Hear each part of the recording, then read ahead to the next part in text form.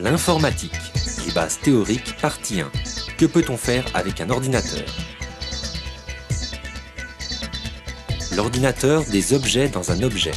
Que peut-on faire avec un ordinateur? Réponse, remplacer les outils de notre quotidien.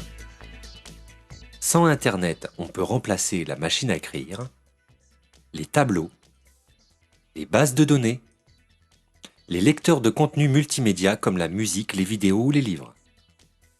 Sans Internet, on peut également remplacer les photocopieuses et d'autres types d'impression. Pour finir, sans Internet, on peut remplacer la vision du partage de la connaissance, grâce au réseau Basket ou Sneakernet qui est un échange de données par unité de sauvegarde interposée. On copie sur un enregistreur depuis un lecteur, puis on reproduit cet enregistrement. Si vous pensiez ne jamais avoir utilisé ce procédé, souvenez-vous que les vinyles étaient déjà enregistrés sur des cassettes. Puis on a copié les disquettes, les CD, les clés USB et les disques durs. Avec Internet, on peut faire les mêmes choses et plus encore. On a accès aux annuaires, à la télé en direct ou non, à la communication avec la vidéoconférence. Avec Internet, on a accès au partage global de contenu qui est le plus souvent légal. L'ordinateur. Il existe plusieurs types d'ordinateurs.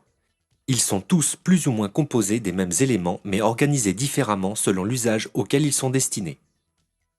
Pour commencer, les ordinateurs de bureau, imposants et difficilement transportables, mais aussi plus puissants à prix égal que les suivants, ils sont en général composés d'une tour, d'un écran, d'un clavier et d'une souris. Il arrive que les éléments de la tour soient inclus dans l'écran. Viennent ensuite les transportables. Ne sont plus tout à fait de bureau et pas tout à fait portables. Voici un transportable des années 2004-2008 à côté d'un ordinosaure de la première génération. On voit bien la différence de la taille des écrans. L'ordinateur portable.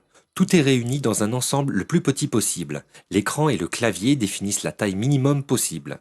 Deux tailles d'écran sont les références, le 15 pouces et le 17 pouces. Viennent ensuite les agendas PDA ou PIM pour Personal Information Manager. Ce sont les ancêtres des tablettes. Aujourd'hui, toutes leurs fonctions sont incluses dans les téléphones portables. Les netbooks, ce sont de gros agendas avec presque la puissance d'un ordinateur, ou plutôt celle d'un portable d'ancienne génération. Les écrans sont plus petits, 7 à 12 pouces, ce qui leur permet de tenir dans un sac à main. Les tablettes, je termine par elles car elles finiront par remplacer presque tous les autres types d'ordinateurs. Associées à des serveurs, c'est toute la connaissance dans son sac à main ou de voyage.